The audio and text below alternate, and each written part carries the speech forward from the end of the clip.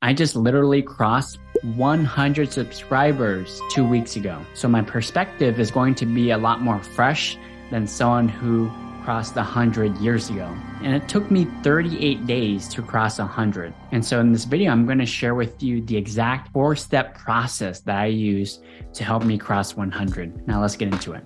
Step number 1 is to decide what your channel is going to be about. And I recommend to do something that you love, do something that you enjoy.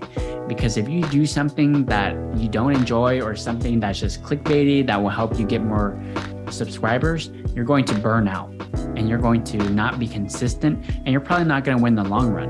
And so for me, I enjoy really talking to people, have deep conversations. And I always enjoyed it since I was very young. I always hated the small talk. I wanted to get into the meat and potatoes of the conversations and talk about philosophy and just deep thoughts and deep thinking, just deep concepts.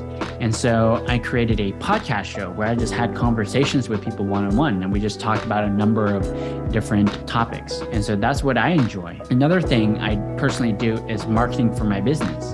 And so I own a social media marketing agency and in the content I talked about marketing, I gave educational marketing tips.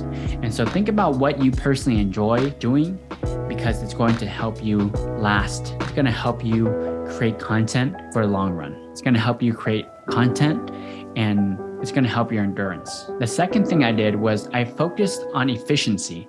So how can I create the most amount of content with the least amount of time? And so what I found so I took the advice of Gary Vaynerchuk, Gary V, and what he shared was to create a long form piece of content and chop it up. And so that's exactly what I did. Number 1 was I created a podcast.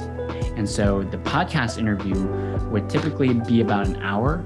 And within that hour, I could chop up 8 to 15 different social media clips that I can post on social media, 60-second clips that I can post. And so that's the first sort of long form content that I created. The second piece of long form content was educational videos like this, right? Where I look in front of a camera and I just share tips around marketing, tips around business. And so they typically range anywhere between 15 to 30 minutes. And then I would do the exact same thing, chop it up into 8 to 15 different social media clips. So create a long form piece of content or an anchor piece of content. The third part of the process is to post not only a long form piece of content, but also short form piece of content on YouTube. And so YouTube has YouTube Shorts. It's a new competitor at TikTok. And so YouTube Shorts actually generated me the most subscribers. Out of the 100 that I gained, 2/3 of them were actually from Shorts. And the other third were from long form videos. And so people wonder, should I create short? Should I create long form piece of content? And the answer is you should create both. And the reason why that is because the subscribers that you gain from shorts are going to be surface level subscribers.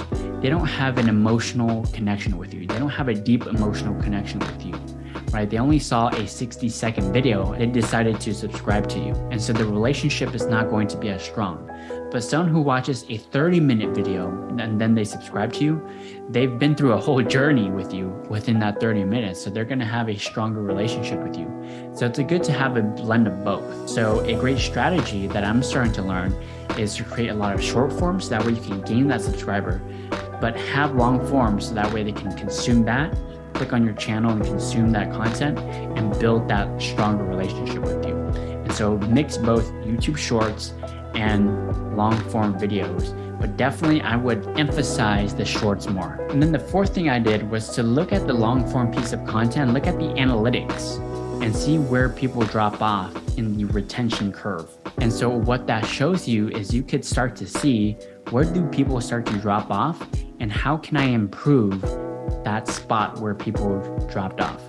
And so a recent video that I did was called 7 Essential B2B Marketing Strategies. You can actually watch it up here if you're interested, or somewhere here, or somewhere around here if you're interested.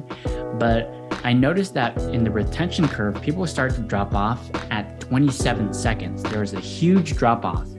And so what I learned from studying it is within the video, I started to talk about things that weren't really related to the video itself, which is kind of obvious now that I think about it, but it wasn't obvious when I shot the video. But studying the retention curve allows you to learn from that experience and be able to make improvement in future videos. And so now, every single time a video comes out, I study retention curve and where people drop off, and I figure out why that might be and what sort of improvements I can make for the next video. That is the 4-step process that I use to hit 100 subscribers within 38 days.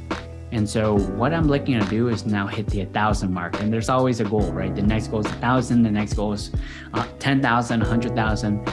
But my next goal is 1,000. And some of the things that I learned was really focus on the retention curve and crank out more short videos because it generates more subscribers.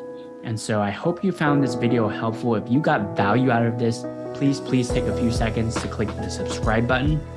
And if you enjoyed this video, you're probably going to enjoy this one right here. Thank you so much for watching, and I'll see you in the next video.